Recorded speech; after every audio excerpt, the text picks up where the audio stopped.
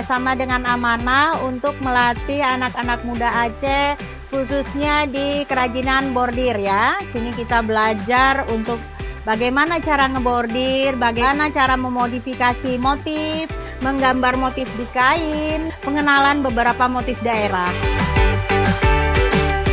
Diajarin mulai dari menggambarnya, memindahkan pola gambarnya ke kain, hingga saat ini kami mau mulai coba membordir yang udah kami gambar tadi. Wah, tentu banyak sekali dampak positifnya, Kak. Untuk saya pribadi nih, Kak ya, saya kan termasuk pembordir pemula gitu. Jadi dengan adanya pelatihan seperti ini tentu akan menambahkan kualitas diri saya, kualitas teman-teman semua dalam membordir dan menghasilkan produk-produk Aceh yang luar biasa. Ada yang luar biasa nih kali ini untuk di pelatihan Amanah nih. Kita dapat 2 generasi pembordir laki-laki. Nah, sebelumnya Amanah belum pernah ada di Aceh. Nah, karena sekarang udah ada di Aceh, harapan kedepannya supaya Amanah lebih membuat pelatihan-pelatihan yang lebih lagi.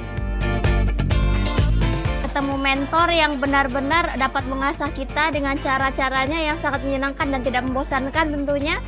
Sehingga di sini belajar lebih luas dan belajar lebih sangat menyenangkan, tidak boring.